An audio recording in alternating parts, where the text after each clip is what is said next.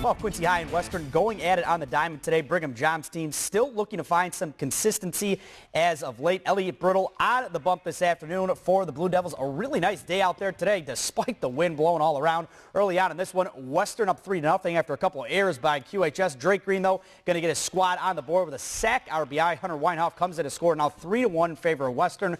Derek Green up a bat later, crushes one way out there into center. That one would fall. Mason Melton comes on in to score. The Blue Devils keep chipping away at that lead. Same inning, though. Carson Fly, he'd be at the dish. Bring home Green with an error on the infield right there. Squeaks through the legs. We're all tied up at three-piece right there. Weinhoff going to give the Blue Devils the lead into the third, I should say. How about the sac fly right here? Big time speed from Mr. Ben Muro. You'll see him chugging on in to score.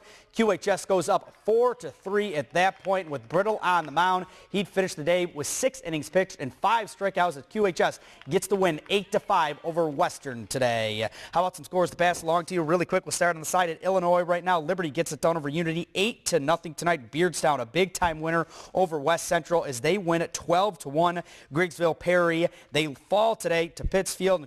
Kendall Hannett, a home run in that ball game. How about a little one more score? We'll give you West Hancock. They win big over Southeastern. Andrew Hardy, your past student athlete of the week winner. He goes 3-for-4 with 2 RBIs in that one. One score from Missouri to pass along to you, and it's a high scoring run. Ross, how about this? 38 runs in this one. Tyler Buford, 2 home runs in that with 8 RBIs.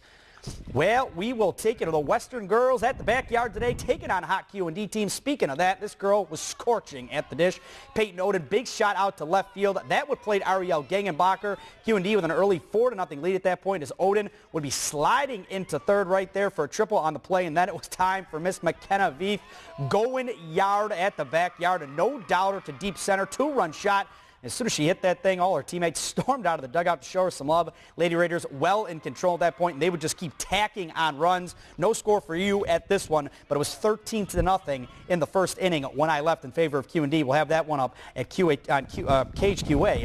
I should say, a little tongue twister right there. A couple of scores to pass along to you on the Illinois side of things. On the softball side, Beardstown gets it done big over Pittsfield today, 20-2 in Illini West. A winner over West Hancock. Laura Pence, 2-for-3. She was the winning pitcher on the day. A couple of college scores to pass along to you right now. John Wood earns a split today against Illinois Central College. They lose the first game 20-5. Second game they win 13-10 behind Jansen Smith, 2 home runs. And the ladies, they get it done in both games 10-9 in the first game. Haley Hamill 2-for-2 in that one, and they win 11-4 in the second one.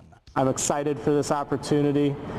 It's just a great opportunity for me, great opportunity for my family, and this is something I'm really looking forward to. Well, that is Ben Jamerson, the new head coach of the Hannibal Pirates basketball team this morning at a press conference in Korf Gymnasium. Jamerson arrives in Hannibal after serving the last 3 seasons as an assistant coach with the Moberly girls basketball team. Now in doing so, he's become very aware of Hannibal and seen how attractive the job is, especially with the talent they have in place right now. His plan now is to make sure he puts it all together the right way. It's my pleasure to introduce Hannibal's new head girls basketball coach, Ben Jamerson. Coming in here, I've been familiar with Hannibal for a few years with coaching in Moberly on the girls' side. So I've seen these girls over the past 3 years, some girls that have developed, some girls that are new and fresh to the program. I think there's huge potential here. I think this is a great place to be. It's kind of confusing sometimes as to why they haven't been successful in the past few seasons.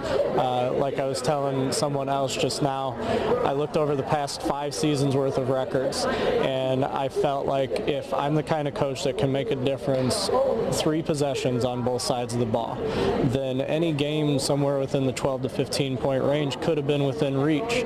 And I counted 35 games that fell within that 12 to 15 point range that could have went the other way.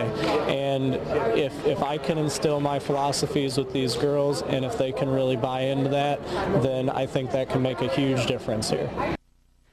Well, Jamerson said his main focus with his new team will be on the defensive side of the ball. The Lady Pirates are coming off a season where they only won 1 game.